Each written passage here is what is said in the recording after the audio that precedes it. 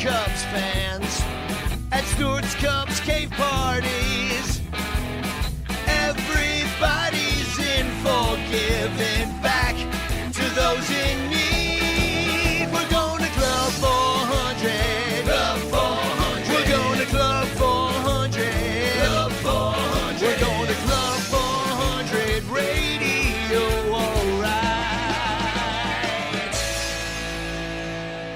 Cub fans, we got a great episode tonight on Club 400 podcast. Man, we always talk about passion, don't we, William? We talk about passion and we talk about the fans. And the fans are obviously the most important part of the baseball game. And, man, we got a guy here who's just full of passion. He is, I met him at the Cubs convention this year, and I said, holy cow, like a light went off in my head. You know, that happens once in a while, William. But I said, man, we need to get this guy on the Club 400 podcast. Dave Dew, are you ready? I'm ready. He's a true superhero. Dude, go ahead. Here I come to save the day. Ladies and gentlemen, welcome to Club 400 Radio. Roberto Ramos, otherwise known as Captain Cubbo. Captain Cubbo. How you doing tonight, buddy? Alrighty, how's it going, Stu? How's it going, boys? Oh, man, it's doing great here. I'm so glad you came on with us. We want to learn all about you, how you became a Cub fan. You know, everybody has a way to express themselves.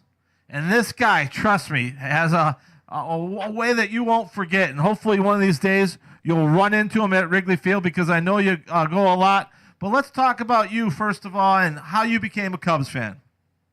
Well, it started in 1971. I was lucky enough to know that my dad bought a property right across the street, 3633 North Sheffield, right next to the old Torco sign. Everybody can familiarize that spot. Nice. And that property from 1971 to 1989. So I was always hanging around Wrigley Field like it's my backyard, you know, sneaking into the ball games, hustling, selling souvenirs. I was probably the richest 10-year-old kid around the neighborhood because I was working, selling souvenirs and, you know, getting lots of opportunities to go to Cub games all the time. You know, after the seventh inning, they let us in. You know, at one point before they had the seats that were, you know, retractable, we'd all sit at one end all the way down on the right field line, and they give you a ticket stub, like a little raffle ticket, and you went and walked all along the entire ballpark, all the way across to the other side, and flip every single seat. And when you got to the other end, they give you a ticket for the next day for a game to come in to go see it right when it starts. So I had many chances and many times that I did that. I mean, you're like one of the first guys that I've ever got so far of an interview that have actually, you know, grown up in Wrigley Field in the early 70s. Tell us about, you know, when you were growing up there, the neighborhood and the changes that it made throughout the years. Oh, wow. The neighborhood is unbelievably different. I adore it, believe it or not. I understand, you know, it's a lot of businesses and so on and so forth. But I mean, back then it was different, you know. I mean, people watched and sat in front of their staircases and watched all the Cub fans. And back then, when we were the lovable losers, you know, there were many times all we did see is, you know, all the bleacher bums being all drunk and walking and passing out in front of my, you know, sidewalk and stuff, and telling them, hey, you guys got to keep moving along. You know, my dad doesn't want any vomit on the sidewalk here. Just keep moving along and so on. We had to play security ourselves. But like I said, you know, growing up there, playing around there all the time, you know, whether it was in the summertime during the games, whether it was in the wintertime when the sod, you know, in the fall when they used to bring the sod and they used to park the sod out on Sheffield Avenue, right out there on the street there on the sidewalk. And I got to tell you, historically, I was a lucky kid to know that my dad used to take that sod and patch up his yard. And I had patches from Jose Cardinal to Dave Kingman to Gary Morales, you know, and you know, all up and coming all the way to the top ages, you know, top years of '88. You know, so it was phenomenal. It was great to see that. I mean, it's unbelievable. Like that, your backyard was literally Wrigley Field growing up. It's, oh yeah, you know, yeah. I got the opportunity as I got older. You know, when I was a teenager and you got into college, when the Cubs made it in the '84 series, to go up on the roof and actually watch a game, and it was kind of cool. It was great. The guys contributed and gave up money just to watch the game out there, and I couldn't beat that, and it was all right. So tell me, like, when you, what's your, like, everybody has that team that kind of like sucked them in. What year did you start really? I mean, obviously you were kind of born into it, kind of, and obviously living around the neighborhood. But when's the first year that a like became a love? I honestly have to say, maybe in the early '80s, because again, I was 7, 8 years old. I was playing right down the block at Waveland Park, for the Chicago police department, baseball team, and baseball was in my blood. I was a big guy. I was a big catcher, and I thought I was the next Barry Foote, believe it or not, because I was such a big kid, and but with a Johnny Bench arm, and growing up around there every single day, it was incredible, just having the time of my life and getting the chance to do things there, and like I said, not until the early '80s, I want to say 79, 80, when I started actually playing baseball in high school is when I really got into it, and that's just when I was really starting to get with it and having more of a passion and just watching it day in and day out and so on, but as the time went by and I kept getting bigger and bigger, my body started turning into a football player more or less. So when I went to college, I really, kind of just sidetracked myself, still thought about my Cubbies, but I was more into the football phase, and that's where that happened. So then, not too long after that, you became a superhero. How did that happen? Well, Let's talk about the superhero transformation. I'm a very artistic individual. I love to draw. I love to paint. I like to, you can see on my pages, I make the things, I draw them up, and this is something that's always been inside of me to kind of come out. I've always created it, but just was afraid to come out. And I'm in my 50s, and whether or not this is my midlife crisis, I go to Comic-Cons, and I've been going to Comic-Cons for the last 8 or 10 years, and I see the guys dress up. And for some reason or another, I just said, this is 2015.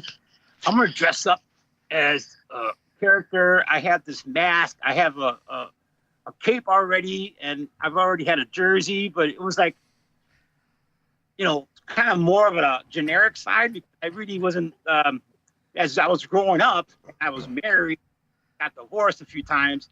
I wasn't able to be frugal on trying to, or treat myself on getting myself game jerseys and things of that nature. So now forget it. I have a whole closet worth of 15, 20 jerseys, that I've never ever had before. But going to the Comic-Con, I got interviewed, and it just kind of created my character. And I said, you know what, I'm going to go with this and keep going with it and keep going with it. And as you can see, I've kind of evolved by just getting more into it and getting more detailed with my outfit and my costume. And I enjoy it because I love to see the fans. The fans they want to take pictures. They just, wow, this is drop dead awesome how you're doing this. And it's great. It's great what you add to the atmosphere.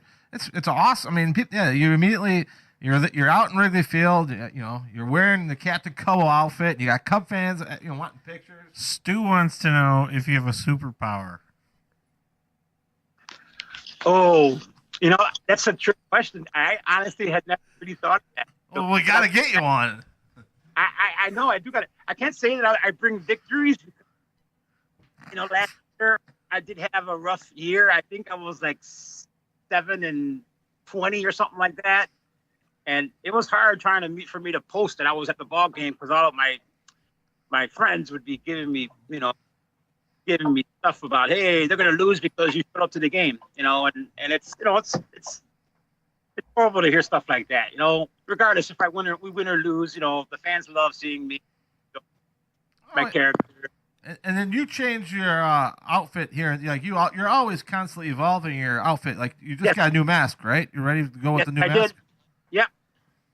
I'll be unveiling it I'll be going to the sports card show coming up on March 15th, and then there's another Comic-Con coming up, and at the Hyatt, I believe, in downtown at McCormick Place, the following week on March 23rd or something like that, and it'll be a cosplay Comic-Con, and I'll be wearing my outfit and my new mask there.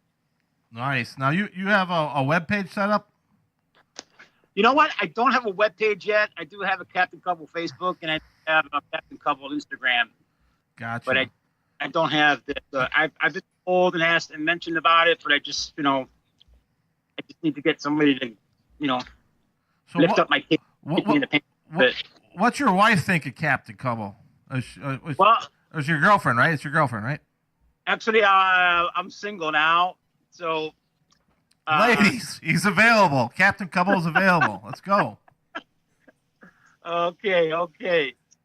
But yeah, I had no problem. She had no problem with it, so that was great because I couldn't do this when I was younger. When I was married, I think I would have gotten a little bit of bashing for. But again, I think this is my guys buy fancy vintage cars or their Harley Davidsons. This is my this is what I do. You definitely got awesome. Like I saw you at the Cubs convention, and you were dressed up there, and yeah, I like it, man. I think it's really cool, and I think, like you said, you're bringing something cool to Wrigleyville. It's you. It's what you thought of, and you brought Captain Cubby to life. So so what's going on this year? Where you're going to be at opening day? I'm assuming. I'm working on trying to get there on opening day. I already got one of my tickets for the Crosstown over at the cell, or guaranteed, or I still call it Comiskey as well. And I also am going to the Milwaukee game on Sunday for April 7th. I'll be going to. I'm going to that game too. Yeah, nice. All right, That's awesome. I'm gonna look for you. I'm sitting in the 200 section behind the Cubs dugout area, like 9 or 10 rows up somewhere. We'll be right back with more of Captain Cubbo. Now, Stu and crew will give you the details on another way you can win 2 tickets to opening day at Wrigley.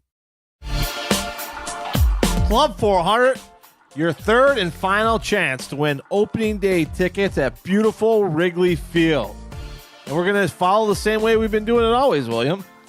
Yeah, they're going to have to give us a call. I don't have the number. But I'll look it up as you guys kill a little time. Hit the edit button. Dave, tell our listeners right now how they can win, qualify the third qualification here to win opening day tickets. So this was my idea, first of all. That was John the sound man, dude. You have to call in at 847-857-7323. Go ahead. with your best Matthew McConaughey impression. All right. I love those redheads. Hey, your third time to qualify here. Right? This is the last time, all right? Let's do this. 847-857-7323 is the number. We'll figure this out. We will announce the winner of 2 opening day Cub tickets to Wrigley Field, 2 beers at Output. John, I'm moving back. Party at the Moon Tower. Everybody's going to be there. You should go. Can I qualify? Now we return to our chat with Captain Cubbo. So do you ever travel to see the Cubs? Do you go on the road? I mean, you're going to Milwaukee, obviously, but do you ever go like outside? Have you brought Captain Cubby to other towns, or just? No, I have not. Yeah. I have not. I haven't had the opportunity. Maybe spice up St. Louis a little bit. Yeah, we should bring you with us to St. Louis, man. I know that.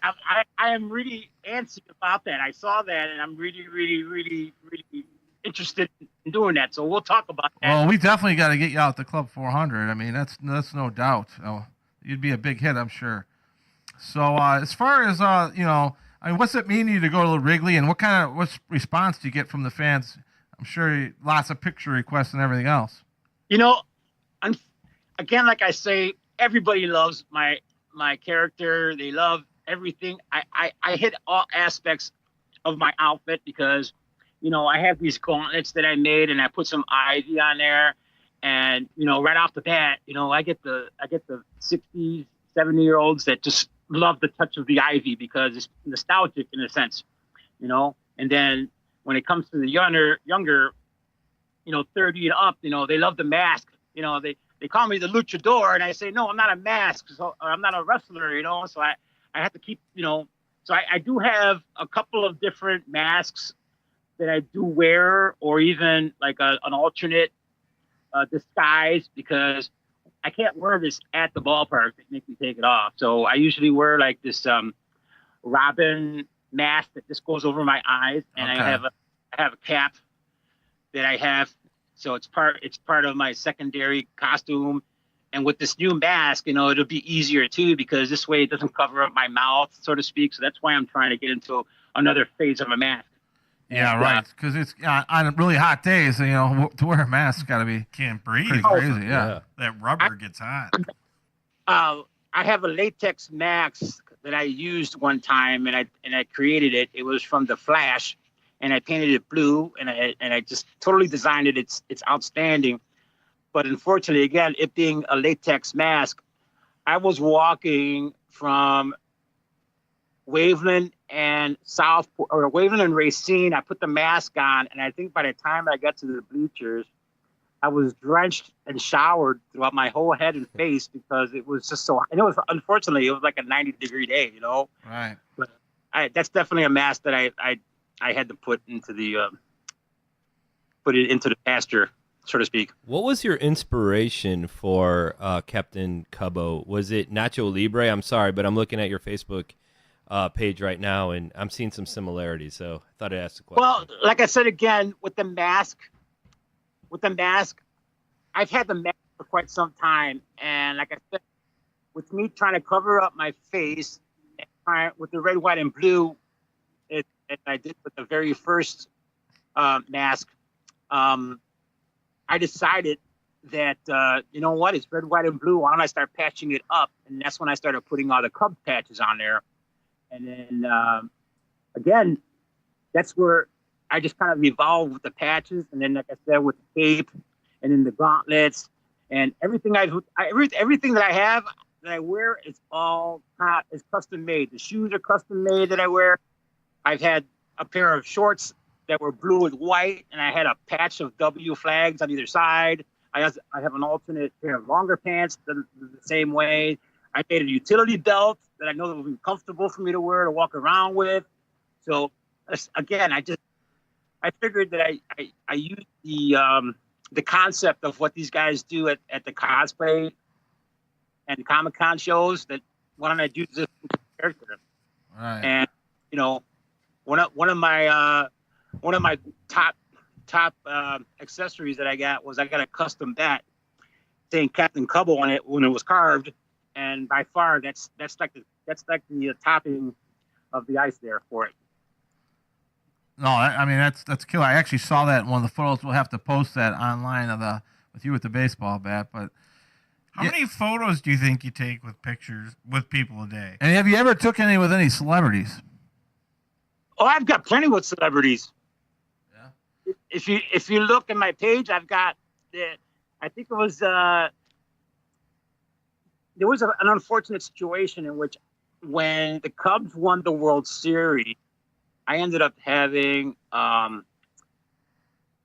blood clot in my heart during the playoffs that I couldn't even dress up for the World Series at first, because I was planning on being right there on the corner of Sheffield and Waveland, hanging out with everybody else, and I had to wait, and I initially couldn't even come out until they won the championship, and that's when I actually came out for the parade.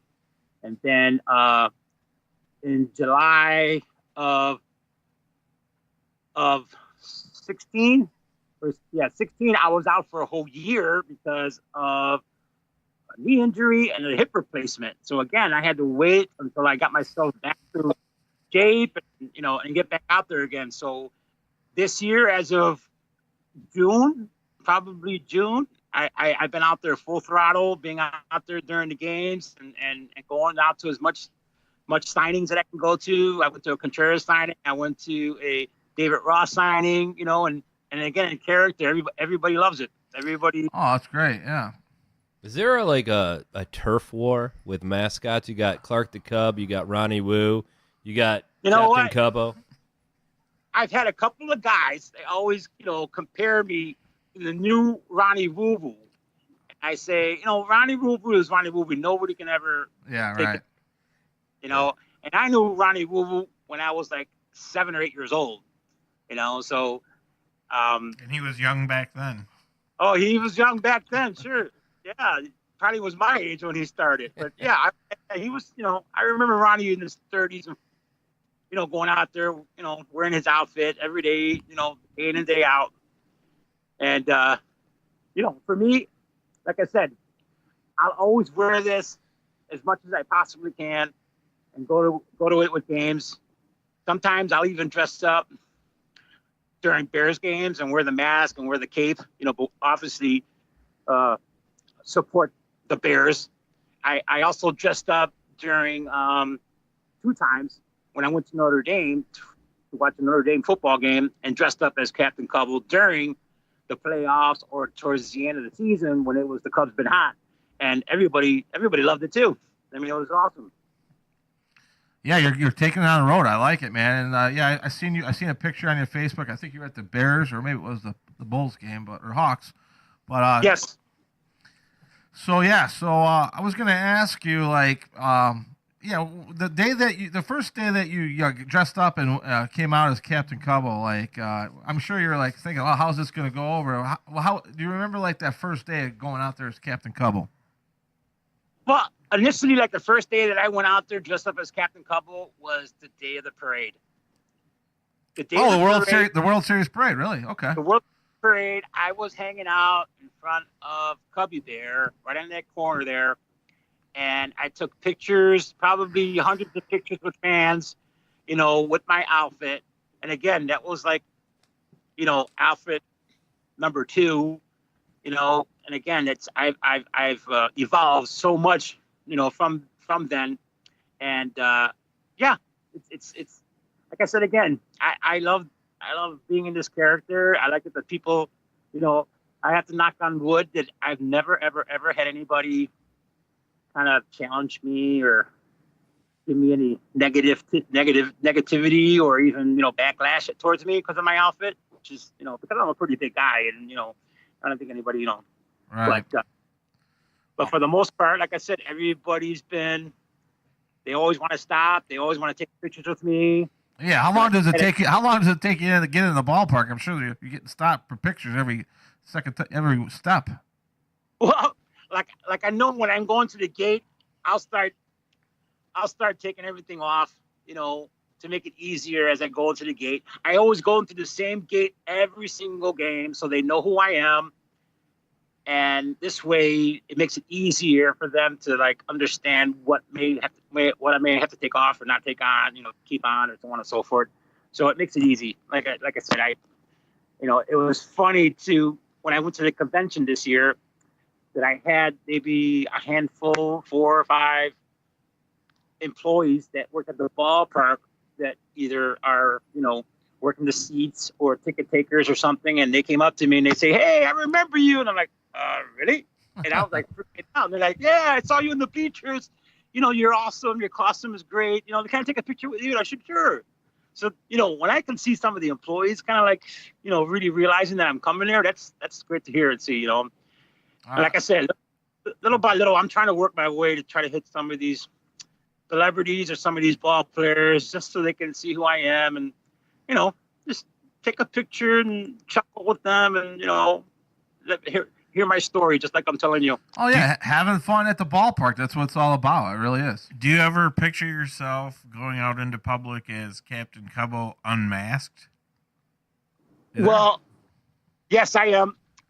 I do go to games at times when I know that maybe whomever I may be going to the game with, they don't want me to dress up as the captain. So I'm still decked out. Those party poopers. Yeah. Sounds like my kids had embarrassed I them. said those party poopers, right? My kids would make me take it if off. I was going to the Cubs game, I'd definitely want you to be. I mean, that would be the awesome part of it. Oh, believe me. I mean, I'm the life of the party, and I'll just ham it up, and people just enjoy being around me. And like I said, I've never had anybody, really, really give me any negativity for this. And like I said, I know that, it was a rough season last year. And, but, when it came to 2017, after we won the championship, I was getting people that really were asking me later on, hey, I want you to be my ring bearer for the wedding, but I already, got it all taken care of and stuff. And, I always throw it out there. Hey, you want me to be in your wedding? I'll be more than happy to be in your wedding. I'll greet. I'll do whatever you want me to do. Oh, that's awesome, man. Yeah. Hey, that's what I'm saying, man. Passion. You have passion. Keep doing what you're doing. I think it's awesome. I really do. And let's take him to the top, man. Captain Cubbo, we got to get him a sponsorship or something like that, Oh, that'd be awesome. That'd be, like I said, I've had so many people that, tell me about, trying to get some Benjamins here and there. And I'm like, I just want to have fun and get the notoriety. People can just see me, and you never know what may happen out of that. So. Well, I'll guarantee you a visit over here. We need to get you over here one of these days. Have you out at Club 400. Yeah, I appreciate what you do. I watched the video that they made of you last year, and I was like, man, this guy's awesome, man. So you're what it's all about. You're part of the reason why we're doing Club 400 radio with passionate Cub fans, and I love your expression, man. It's great. So just keep it up. And fans of Club 400 radio, if you see Captain Cubbo at Wrigley Field, go up to him, give the guy a hug, get a picture with him, and Captain Cubbo, we'll see you soon. We'll get you out here. All right. That's right. Go Cubs, go! Don't be bashful. All right. Your prediction for 2019. We're going all the way. All right. I like it, man. I'm going to see you on April 7th. I'm going to look for you. This is Dave. Right. I'll see you out there. You too. All right. All right. Thanks a lot. All right, Sue. All right. You there? Yeah. Okay. Yeah. We're done. Thanks a lot, man. I appreciate it. Hey, no problem. Like I said, don't hesitate. If you need me for anything over there, you need me for the Zorbers thing, I'll be happy to be there for you. I'll be in touch for sure. Maybe we'll bring you over for Zorbers thing, but I'll definitely get a hold of you. I really mean what I mean, man. I think it's awesome what you do. You're passionate, man. I love passionate people like you. So thanks. Keep it up, and we support you anyway and every way. So, come on over here anytime. Have a beer with. He doesn't drink, by the way. He's a coffee guy. Well, I can drink a non-alcoholic beer with you. Yeah, exactly. We'll have a Coke, man. But all right, there you go. I'll do. Keep it up. Keep what you're doing, man. Seriously, and I'll say hi to you. Hopefully, I'll run into you real soon. But yeah, maybe even April 5th. If you want to come over April 5th for Jerome Walton, Dwight Smith, you're more than welcome to come to that. Like I said, just, let me know. Yeah, I'll be more than happy to. If I'm free, I'll be there. I'll hit you up on Facebook Messenger. Yeah, we'd love to have you out. So. All right, sounds good. Take care, man. Thanks, man. Bye. Here I come to save the day. That means that Mighty Mouse is on the way. Yes, sir, when there is a wrong to right, Mighty Mouse will join the fight. On the sea or on the land, he gets the situation well in hand. So though we are in danger, we never despair, 'cause we know that where there's danger, he is there. He is there on the land, on the sea, in the air. We're not worrying at all. We're just listening for his call. Here I come to save the day. That means that Mighty Mouse is on the way.